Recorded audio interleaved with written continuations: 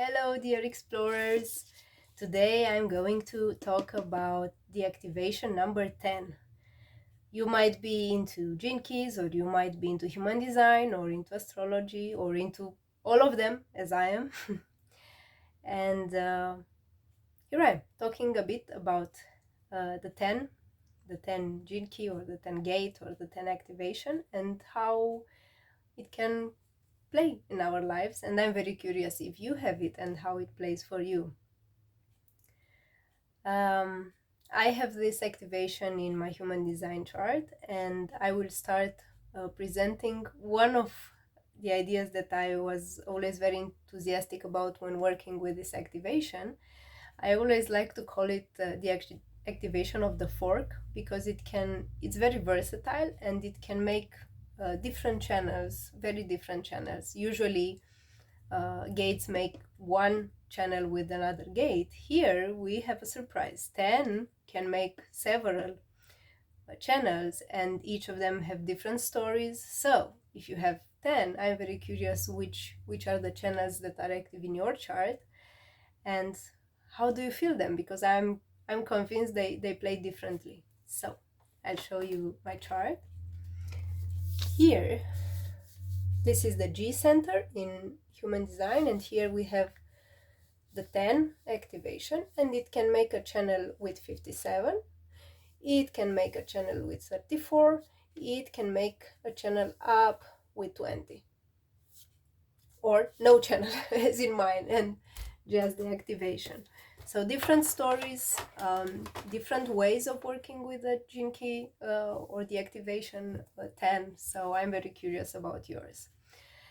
So versatility is one of the concepts I liked about it. It's highly adaptable and natural. The second that I really liked about it is the fact that it's a love gate. It's in the G center, and the G center is related to love and to direction. And this key is one of the love gates that has two types of love in it. It is about personal love, and the shadow of it is self-obsession. So it can love the self so much that it can get trapped in self-love or in self something. But also the 10 activation, it is a gate of love that it makes an integration type of love. It's the one who bridges the spirit and the form. It can be related to humanity, to a higher type of love. It's also in the ring of humanity, which is a very nice ring with beautiful activations, and it's also the partnering, the programming partner of Gene Key 15, and Gene Key 15 is also a lover of people and of humanity.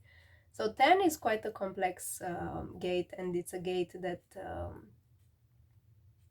tells us a lot about love and self-love also, as long as it doesn't become self-obsessed. So what else I like about it is it's an individual gate, an individual activation, but it's one of the softer individual activation, in the sense that usually people that have individual gates, a lot of individual gates, feel like outsiders, or they feel strange, they feel they don't belong many times. This key actually knows or feels in a way that I'm a bit different than the others, but it brings this different way of being into the collective, into the group.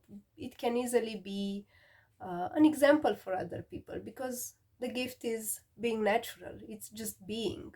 They just are. And being how they are or who they are, they can be inspiring for others. They can be inspiring leaders, inspiring presences for other people too. So it's an individual gate, but a more easy to blend type.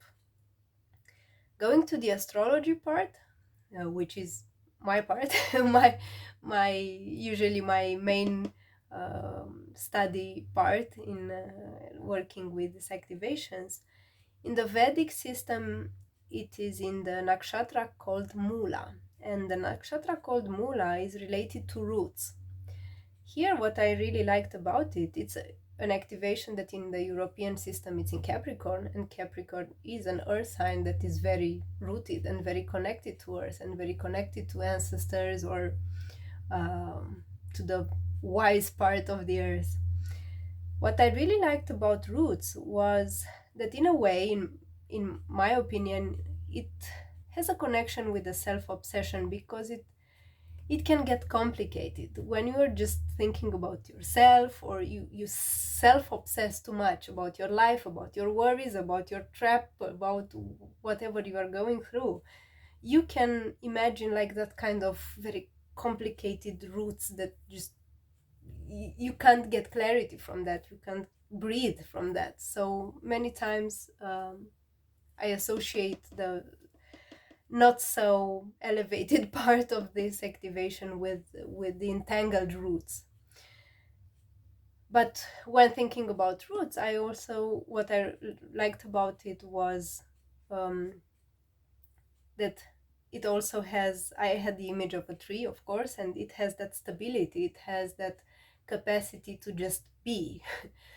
Like, imagine you go into a forest and you just see the tree, it's there, it's present, it's natural. And even people with this activation, they just are, and they don't have to, I don't know, do something very special. They are natural, they can be great leaders, they can be great people that inspire others, but they just are, they are very natural. And many times just by being, they can easily give direction around them. And also some of the contemplation from the astrology part were related to the destroying part. This nakshatra is very many times connected to destroying, and what kind of destroying does this one do? It's destroying the roots of untruth, or the roots of what is not aligned with truth. So they go very deep into exploring what is real and what is not, what is natural and what is not. And roots here also talk about the root of truth, or the root of untruth, or the truth, the root of lies.